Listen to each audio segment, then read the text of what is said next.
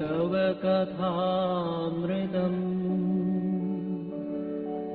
तप्तजीवनम् कविभिरीडितम्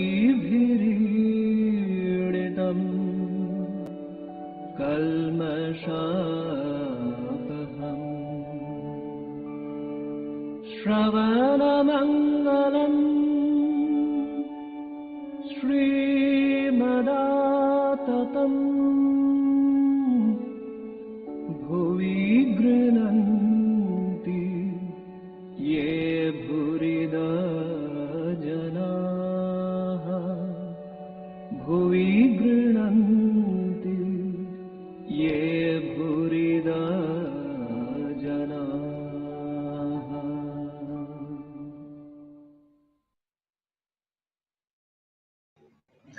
ॐ तव कथामृतं तप्तजीवनं कविभिरीडितं कल्मषापहं श्रवणमङ्गलं श्रीमदाततं भुवि गृह्णन्ति ये भूरिदा जनाः. We are studying the Gospel of Sri Ramakrishna and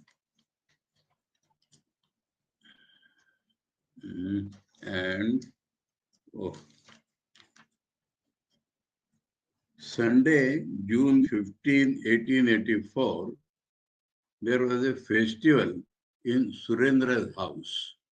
And it was for the sake of Sri Ramakrishna, and I invited Sri Ramakrishna and all the devotees, and he has appointed a musician to sing for the devotional atmosphere. And that musician is singing about Radha and Krishna.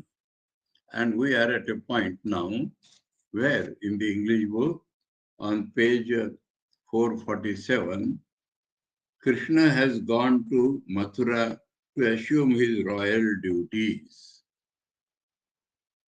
He has discarded his cowherd's dress and flute and put on the royal regalia. Radha's friends, after a hurried consultation, send a gopi to Mathura as messenger. She meets a woman of that city of her own age who asks her where she comes from. That is the start of that song, next song. Radha's friend says, I don't have to call Krishna. He himself will come to me. That was their force of their love at Vrindavan. That he himself will come to me, I need not go. But nonetheless, she follows the woman of Mathura and goes to Krishna's palace. So she says like that, but her pull or attraction is there in her mind also. So she goes. That is the love. She is confident and yet she goes. In the street she weeps, overcome with grief, and prays to Krishna. O Hari, where are you? O life of the gopis, O enchanter of our hearts, O beloved of Radha, O Hari, remover of your devotee's shame, come to us once more. With great pride I said to the people of Mathura that you yourself would come to me. Please do not humiliate me. So in the street she is talking like that. Now it follows this song. Now song follows. In scorn says the woman of Mathura, oh, you are only a simple milkmaid. How can you go to see our king, our Krishna, in your beggar's rags? Behind 7 doors his chamber stands. You cannot enter. How can you go? I die of shame to see your boldness. Tell me, how will you manage to enter? So, in the eyes of the Mathura woman, dress is an important thing. And she does not wear a beggar's dress, but a villager's dress. And they wear town dress. So she is scolding her. Says the gopi, Krishna, beloved, soul of the gopis, oh, where are you? Come to me here and save my life.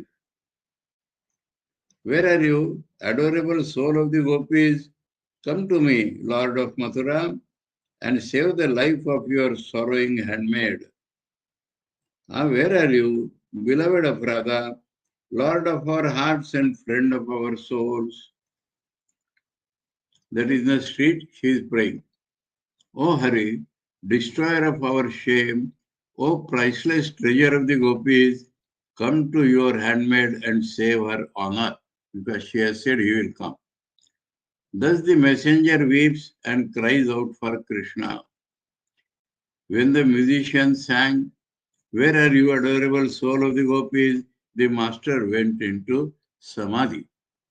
So anything was enough to trigger his samadhi. As the music neared its end, the musicians sang louder. So what is the reply to that? Another we do not know. Sri Ramakrishna was on his feet, again in deep samadhi. Regaining partial consciousness, he said in a half-articulate voice, Kitna, Kitna, here that has come. That time it was Krishna, Krishna, but now he is pronouncing like that, Kitna, Kitna. He was too much overwhelmed to utter Krishna's name distinctly. That is what happens. In the devotional mood, the description is Gadgadavani. That means does not come out fully. The kirtan was coming to a close at the reunion of Radha. So that is the style. The last should be union of Radha and Krishna. That is how the kirtan should end according to their tradition.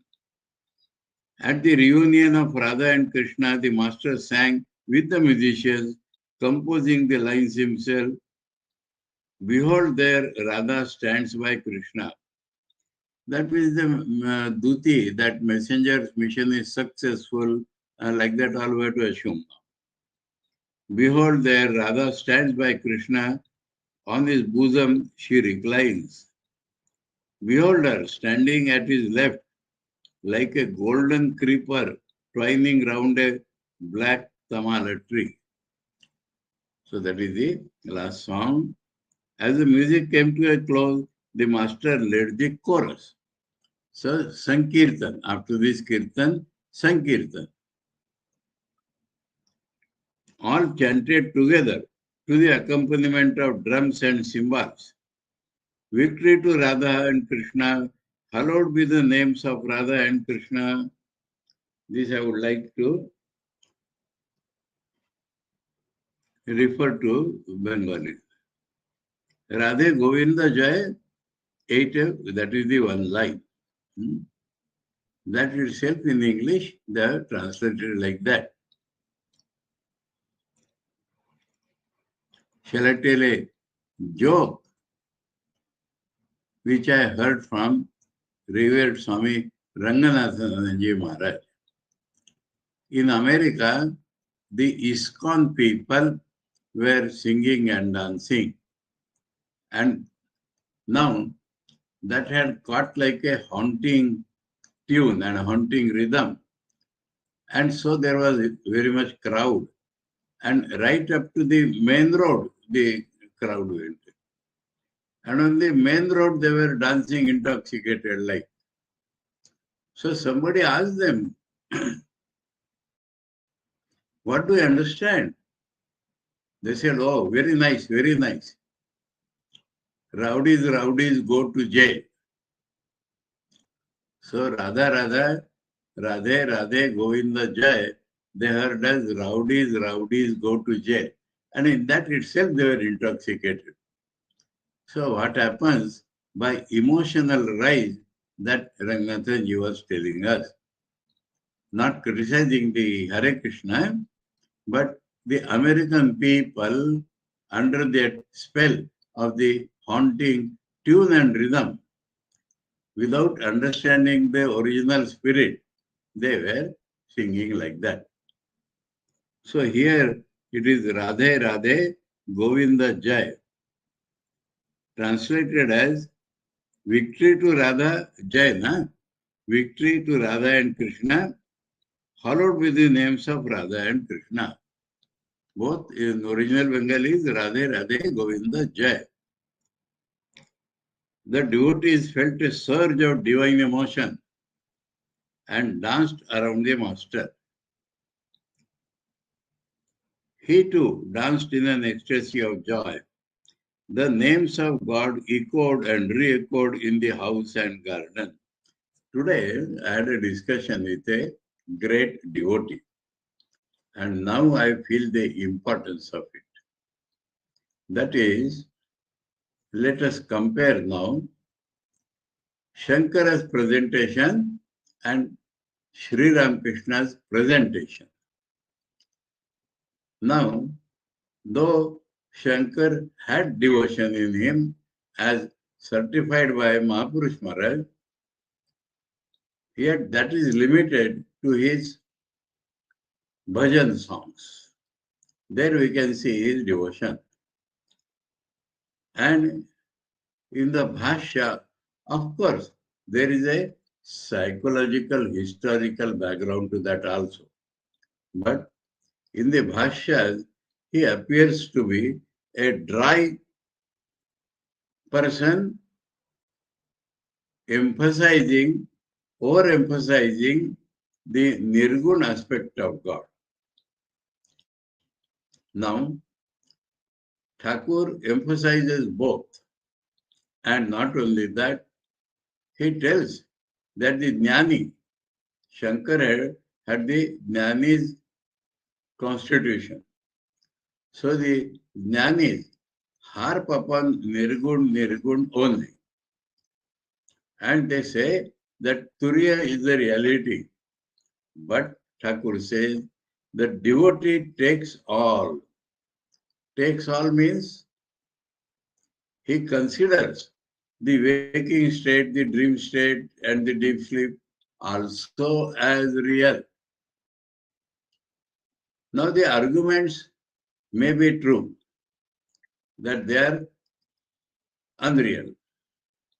And yet, now we feel this. When we believe in immanence, Thakur says one thing, but that only after Nirvikal Samadhi, man can come down and enjoy God. But all these people around Thakur are surely not yet realized the Nirvikalpa Samadhi. So, before they reach anything, they believe that the waking and dream state also is true. You may add relatively true or whatever. Now, the difference we see in life. Now, these songs on Radha and Krishna, and so many bhavas, they have described in the Mandukya Karika, there are so many bhavas. But here, Shanta Dasya Sakya, Vatsalya Madhur, and God as mother, God as father. The Gita describes about 20 bhavas. So, God as our being, God as our grandfather. Now, this leads to a state which Thakur calls as ripe eye. Unripe eye belongs to the body and mind. So that gives us the idea, I am so and so's son, so and so's father. That is all depending upon our body. But the ripe eye rejects this and identifies himself with some relation with God. Any relation with God. I am God's servant. I am God's beloved. I am God's child. I am God's father or mother. I am God's friend. I am God's grandson. Now this all, the center has shifted to God. And now these relations are very sweet in actual taste. And so what happens? They hold the mind of man. Now while talking this, I am realizing, I will apologize to that devotee. I was vehemently arguing that there is no difference. But difference may be philosophical. But the result in life is tremendous. And that is why Thakur is telling that Bhakta takes all. That means Bhakta does not say that this is unreal. No, philosophically this may be unreal. But as related to, one more thing I used to wonder. Because Thakur says, I am just now I described, I am his son, I am this and that.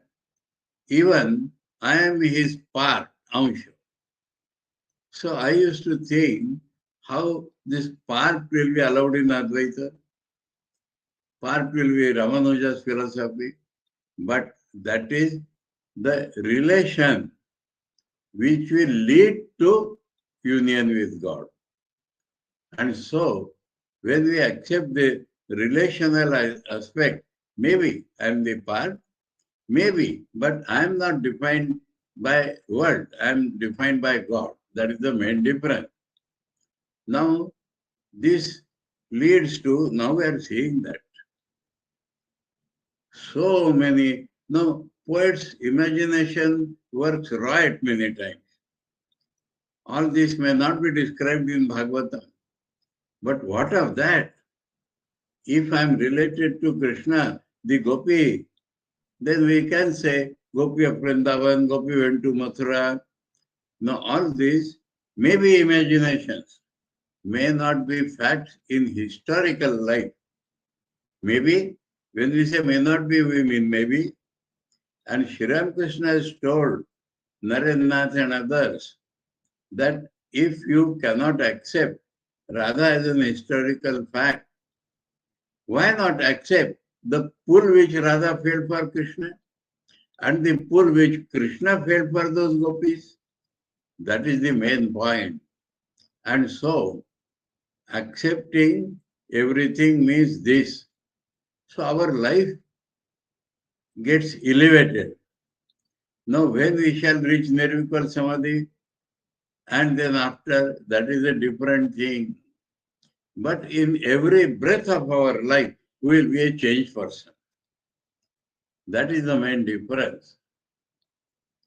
I used to describe like that this is our surface. And this Vivekananda, Ramakrishna will also tell false, Shankar will also tell false. Now that is absolutely real. Swamiji will accept, Thakur will accept, but here to here, Shankar will say unreal in comparison to that absolute. But Thakur and Swamiji say grades, more real. If we are related to God, we are nearer the reality than before. And then experience grows, intimacy grows. So there are levels. And Swamiji has said famously, we do not travel from error to truth. We travel from lower truth to higher truth. So this is spiritual life. And that is why Swami Vivekananda said that they have made a mistake in thinking that every passage in the Vedas refers to Advaita. Now, the ultimate may be Advaita. But there are stages which are more real than our present life. And Vedas, remember, Swamiji calls Sri Ramakrishna as Vedamurti, not as Vedanta Murti. That is the difference. We have discussed sometimes that Vedas are spiritual experiences and the climax is Vedanta. So let that be the climax, let that be the essential in experiencing iti, but the fact stands that the life has totally changed with any relation with God because we get changed. Our consciousness about ourselves is changed. Automatically, our consciousness about the world also has changed. So these bhav samadhis and all that have no place there. Here, they have every value, not only place, but the value. So this is a huge difference that strikes me now. When we read the gospel, we feel religion is living. And Thakur going to Nirvikal Samadhi or Bhav Samadhi again and again is a different matter. But the songs, the descriptions, that which has triggered Thakur's mind to go to Samadhi, and the state in which the devotees find themselves in. So the devotees surely relish any relation with God. That is the great difference. And so from Shankar we can derive that. But it is a fact that he has not laid special emphasis on any of them. Here we find Thakur says, I lay equal emphasis on transcendent as well as immanent. Holy Mother has said that his tyag was supreme. He did not plan to establish harmony of religion, but what he would do, whole day, he used to live with God in as many ways as can be lived with God. That is the difference. Not that I will always stay in Aham Brahmasmi Vritti. No. I will stay in some relation with God, which will not allow me to fall down in the world, which will keep me balanced, and slowly I am progressing also. So that is a huge difference in approach.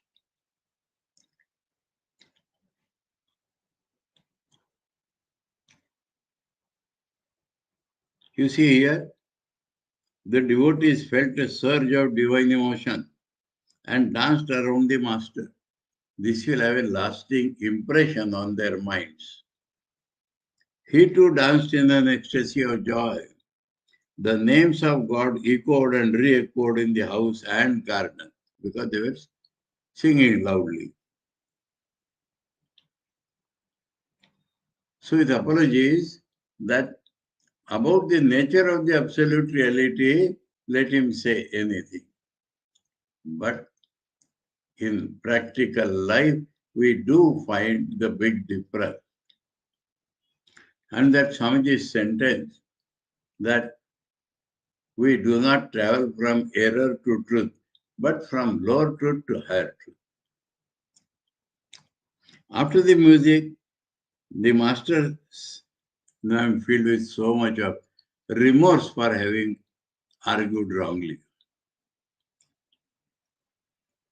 and feel a thrill inside. After the music, the master sat with the devotees. Just then, Niranjan arrived. Thakur had talked about Niranjan to Master Mahasaya and prostrated himself before him. At the very sight of this beloved disciple, the master stood up with beaming eyes and smiling face and said, "You have come to M. You see, this boy is absolutely guileless. One cannot be guileless without a great deal of spiritual discipline in previous births. A hypocritical and calculating mind can never attain God." So all these psychological traits In the Bhagavad Gita, we do see Shlok 7 to 11 of the 13th chapter.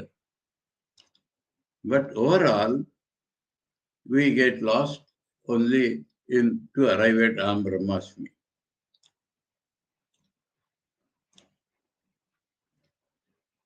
Don't you see that God incarnates himself only in a family where innocence exists? This innocence could be replaced by that guilelessness itself. Yes, Saralata. Now, innocence is sometimes ignorance. Innocence, appearance inside ignorance, or guilelessness inside appears as innocence. But the word must be changed. So, Sri Ramakrishna is giving an example. Don't you see that God incarnates himself only in a family where guilelessness exists? How guileless Dasharatha was, Rama's father, when God took incarnation as Rama. So was Nanda, Krishna's father.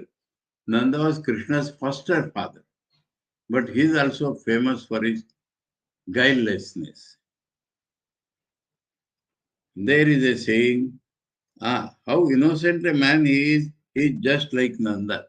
So Nanda is so famous for his guilelessness that it has become a part of proverb. To Niranjan, I feel as if a dark veil has covered your face. The point was that Niranjan had accepted a job. Now Sri Ramakrishna saw Niranjan to be an all-renouncing future monk. So he felt disturbed. But then he understood that his mother is living and she badly requires financial help. And that is why Niranjana has accepted the job. And when he has stored sufficient money for the mother, he quit that job and joined the other brother disciples, master's disciples in the monastery. So I feel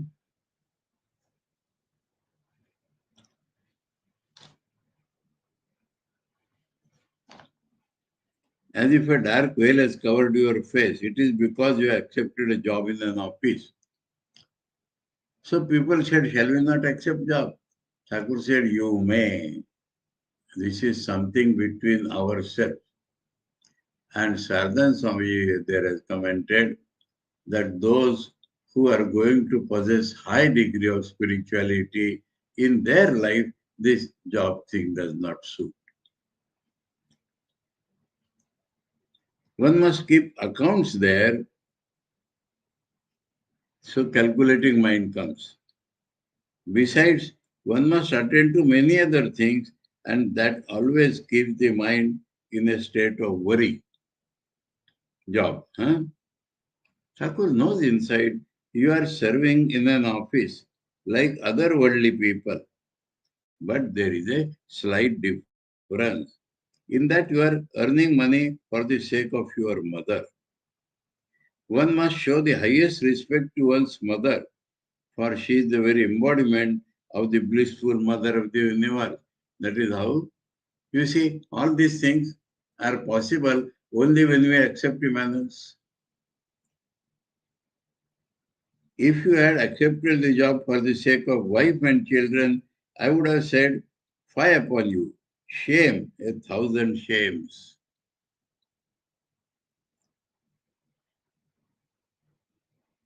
To Mani Malik, pointing to Niranjan.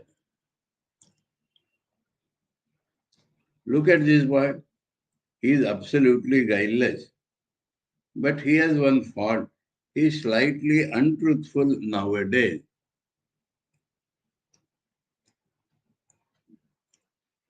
That is what Thakur felt, so he has openly said. The other day he said that he would visit me again very soon but he didn't come. No, that was because of the job and other things to Niranjan. That is why Rakhal asked you, why you didn't come to see me while you were at Aryada, so near the Dakshineshwar.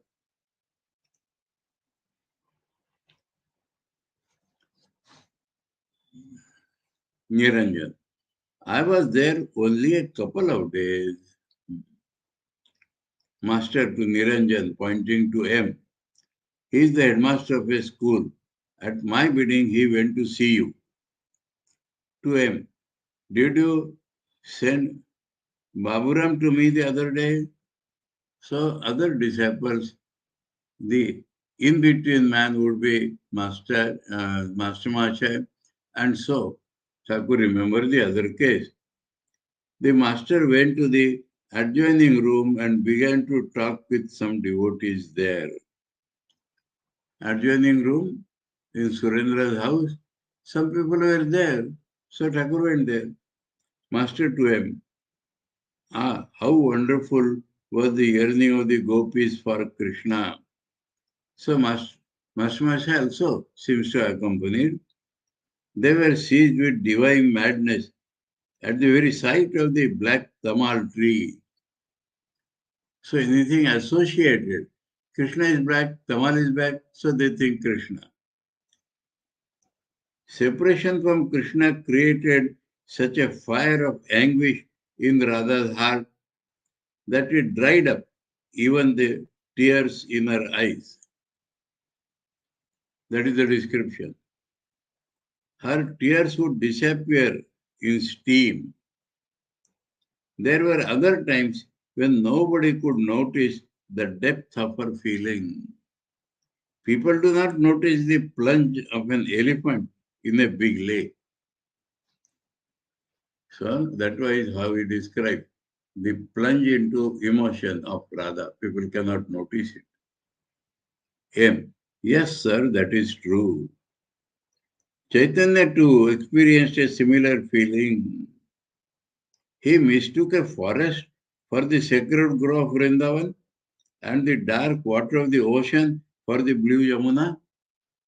Those are the incidents in Chaitanya's life at Puri. Master, if anyone has put a particle of such, if anyone has but a particle of such prema, what yearning, what love. Thakur wants that others should get impressed by this idea. Radha possessed not only 100% of divine love, but 125%. That is Thakur's way. That is, 5 sike 5 ana. A rupee had 4 quarters. So 5 quarters and 5 annas, that is 16 part. So this makes 125%.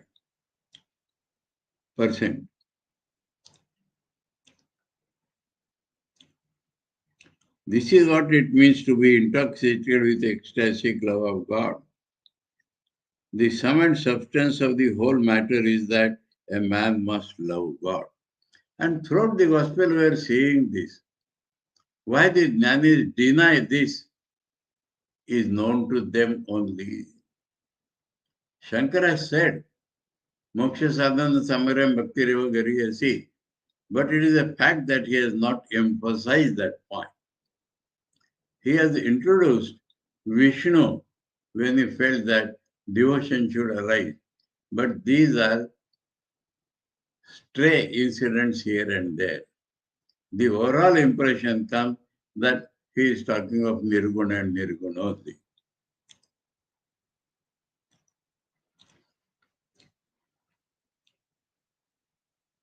The sum and substance of the whole matter is that a man must love God, must be restless for him. It doesn't matter whether you believe in God with form or in God without form. Now the Brahmos believed in God without form, but they did not understand or feel the Nirguna aspect. So Thakur called their without form as raw Nirakar. And so that is equivalent to Sagun Sakar. Let me explain like that. There is clay. But how do we get the clay? It is a lump of clay. And that lump of clay we have to break to make elephants or anything from that clay. Now that lump also has a shape, but unspecified shape. If we think of the clay only, then we are thinking of Nirgun. But we cannot do that. When we think of Upadan Karan, we will start with a lump of clay. And so, I had a discussion with one of my friends, another Swami of the Ramakrishna Mission, and he told me that Sagun can never be Nirakar. And so we discussed and found that what they call Nirakar is only unspecified form. Please understand this point. So, Thakur told the Brahma people, you are also devotees. So here we get that you may believe in God without form, but you have not reached the Paka Nirakar or the Jnani's Nirakar Nirgun.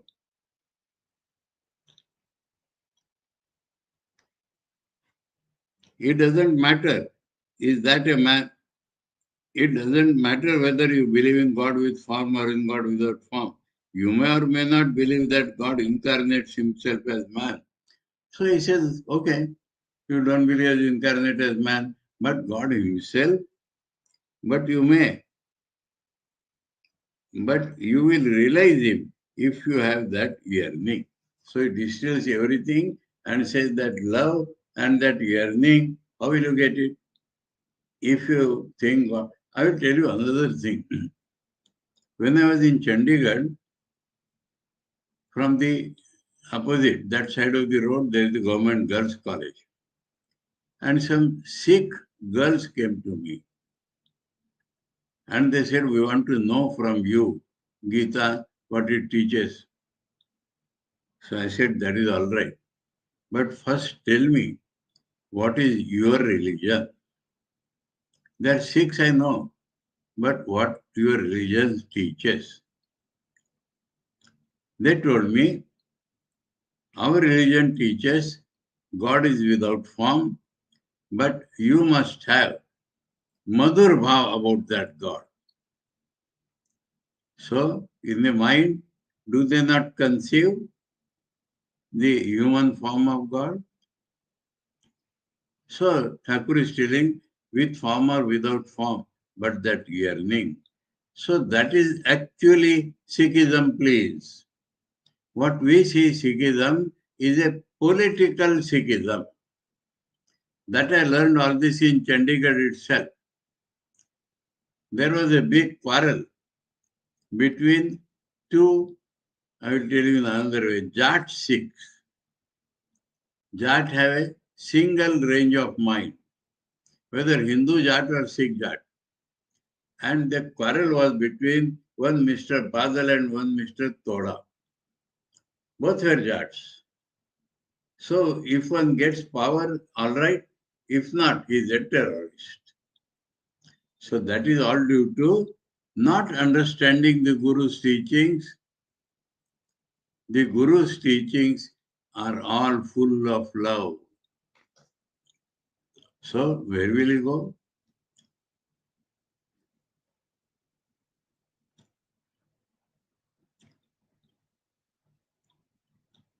But you will realize him if you have that yearning. Then he will himself will let you know what he is like.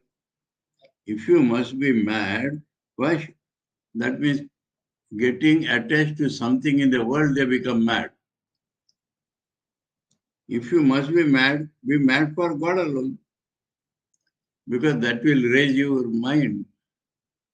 Presently, Sri Ramakrishna returned to the main hall of the house. So this was on in the side room. And some Brahma devotees might have been sitting there. A big pillow was placed near him for his use. Before touching it, he said, Om Tat Sat. Om Tat Sat, the Gita says, is for purifying anything which is not pure. In the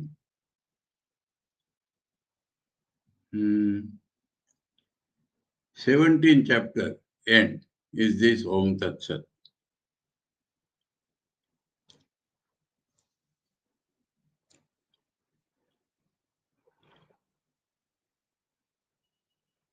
Perhaps the pillow had been used by many worldly people, and that was why he purified it in this way. Bhavanath, M. and other devotees sat near him. It was getting late, but there was no indication that the meal was going to be served.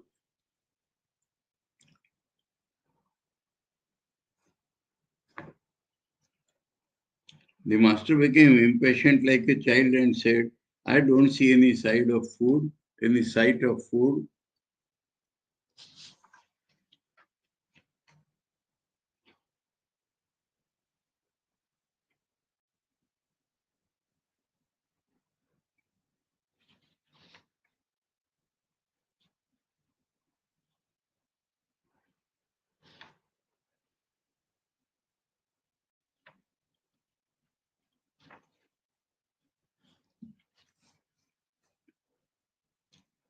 What is the matter? Where is Narendra? A devotee with a smile. Sir, Ram Babu is in charge of the feast. He is superintending everything. Master laughing. Oh, Ram is the manager. Then we know what to expect. Ram was miserly in the beginning. A devotee. Things like that, this always happens when he is the supervisor. All laugh. So a little light up. Master to the devotees. Where is Surendra, who had arranged all that? What a nice disposition he has now. Previously he was a drunkard. He is very outspoken. He isn't afraid to speak the truth. He is unstinting in his liberality. No one that goes to him for help comes away empty-handed. So Thakur liked this very much. To him, you went to Bhagwan Das. What sort of man is he? Bhagwan Das was a great Vaishnava devotee, and M had gone to him. M, he is very old now. I saw him at Kalna. It was night. He lay on a carpet, and a devotee fed him with food that had been offered to God. He can hear only if one speaks loudly into his ear. Hearing me mention your name, he said, you have nothing to worry about. He told Master Mashe, you have nothing to worry about when you are his disciple. So he knows Thakur very well. Bhavanath to him, you haven't been to Dakshineshwar for a long time? The master asked me about you. Master asked Bhavanath about Master Mashe and said one day, has M lost all taste for this place? Bhavanath laughed as he said these words. The master heard their conversation and said to him in a loving voice, yes, that is true, in a loving voice. Huh? Why haven't you been to Dakshineshwar for such a long time? M could only stammer some lame excuses. Because he has started living with his wife separately, so he becomes more entangled in the worldly duties. Just then, Mahimacharan arrived. He lived at Kashipur near Calcutta. Mahimacharan held the master in great respect and was a frequent visitor at the temple garden, Dakshineshwar. He was a man of independent means, having inherited some ancestral property. Independent means he did not have to serve anybody.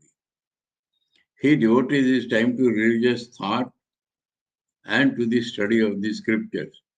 He was a man of some scholarship, having studied many books, both Sanskrit and English. Master to Mahima.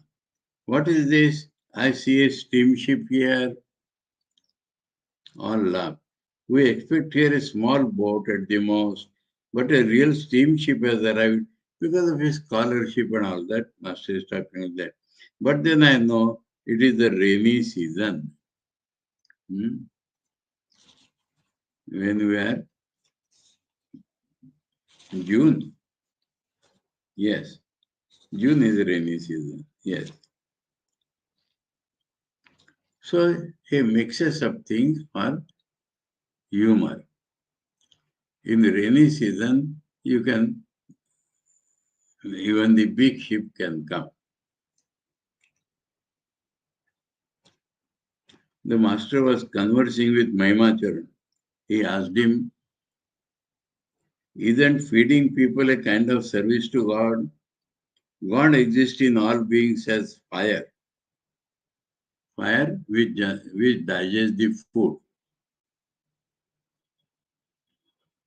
To feed people is to offer oblations to that indwelling spirit. So all this is possible only when we fully accept the immanence of God. But then one shouldn't feed the wicked. So there some distinctions are there. I mean, people who are entangled in gross worldliness or who have committed a heinous crimes like adultery. Even the ground where such people sit becomes impure to the depth of 7 cubits. Cubit is half the arm, 1.5 feet approximately. So 7 cubits will be more than 10 feet.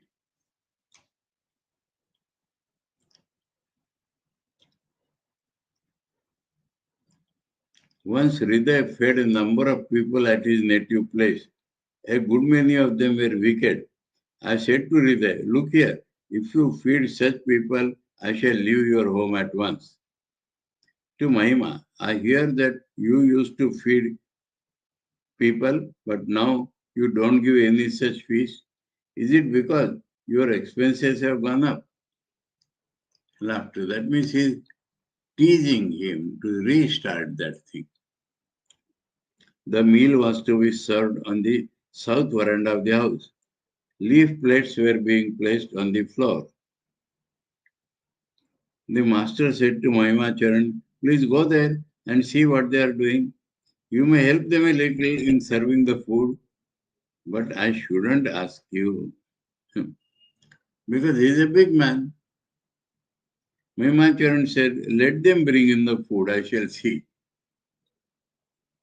Hemming and hawing, he went toward the kitchen, but presently he came back. Sri Ramakrishna and the devotees enjoyed the meal greatly. Afterwards, he rested a while. About 2 o'clock in the afternoon, Pratap Chandra Mazumdar of the Brahma Samaj arrived. He was a co-worker of Keshav Chandra Sen and had been to Europe and America in connection with the Brahmo missionary work. He greeted Sri Ramakrishna and the master too, bowed before him with his usual modesty. They were soon engaged in conversation.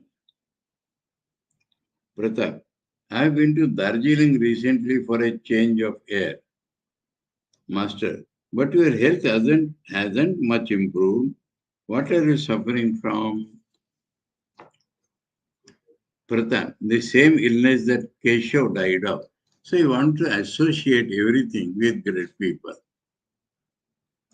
They began to talk about Keshav. Pratap said, even in boyhood, he showed non-attachment to worldly things, seldom making merry with other boys. He was a student in the Hindu college. At that time, he became friendly with Satyendra and through him made the acquaintance of his father, Devendranath Tagore. So, Satyendra seems to be a brother of Ravindranath because their father is Devendranath, and Devendranath was the leader of the Brahma Samaj in those days. Keshav cultivated bhakti and at the same time practiced meditation. At times he would be so meditation belongs to Raj Yoga, and he cultivated bhakti also. At times he would be so much overcome with divine love that he would become unconscious. The main purpose of his life was to introduce religion among householders. Mr. Thakur is doing well.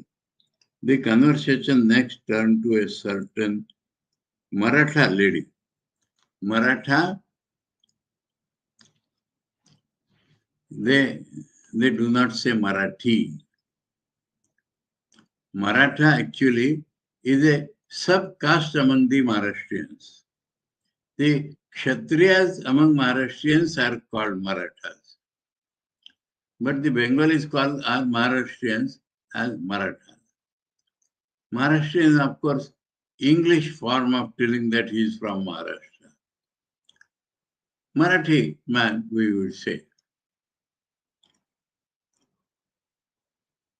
Pratap, some women of our country means India, have been to England. This Maratha lady, who is very scholarly, also visited England. Later, she embraced Christianity. That is Ramabai Ramadana. Have you heard her name, sir? Master, no. But from what you say, it seems to me that she has a desire for name and fame. From this much description. That kind of egotism is not good. The feeling I am the doer is the outcome of ignorance. But the feeling that God does everything is due to knowledge. God alone is the doer, all others are mere instruments in his hand. If this is realized, one becomes free. So there are many variances between what Shankar says and Thakur says. The misfortune that befalls a man on account of his egotism can be realized if you only think of the condition of the calf. He is telling something allegorically. The calf says Hamma, Hamma, that is I. And you look at its misfortune, at times it is yoked to the plough and made to work in the field from sun up to sundown, rain or shine. Again, it may be slaughtered by the butcher. In that case, the flesh is eaten and the skin tanned into hide. From the hide, shoes are made. People put on the shoes and walk on the rough ground. Still, that is not the end of his misfortune. Drums are made from its skin and mercilessly beaten with sticks.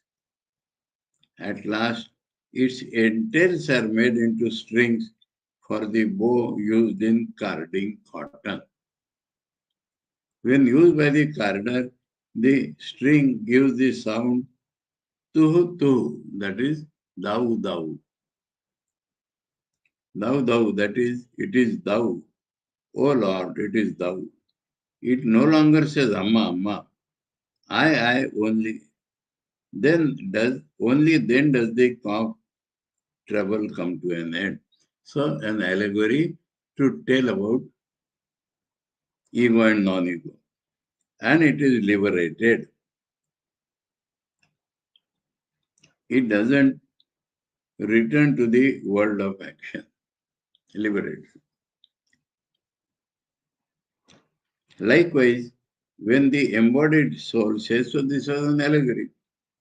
Oh God, I am not the doer, thou art the doer, I am the machine, and thou art its operator.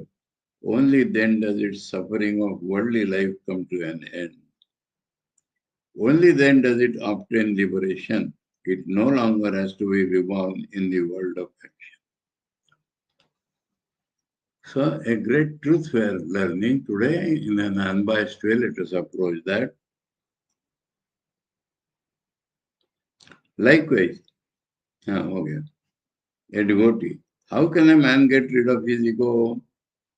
Master, you cannot get rid of it until you have realized God. So they are equivalent. Ego is gone, God is seen, ego is gone.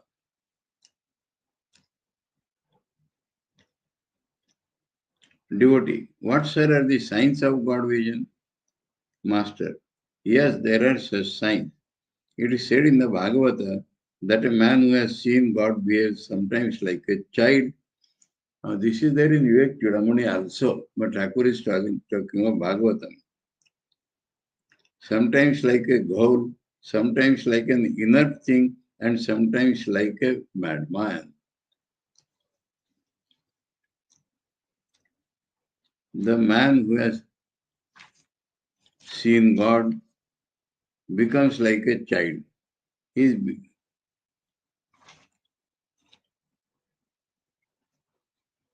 let us keep this for tomorrow. Because the conversation has shifted now on the practical side of spirituality. Om Tava Kathāmritam Tapta Jivanam Kavivireditam Kalmashapaham Shravanamangalam Shrimadatam Bhuigrananti Ye Bhurida Jana. Om Shanti Shanti Shanti. Hari Om Tat Sat. Sri Ramakrishna Arpanamastu.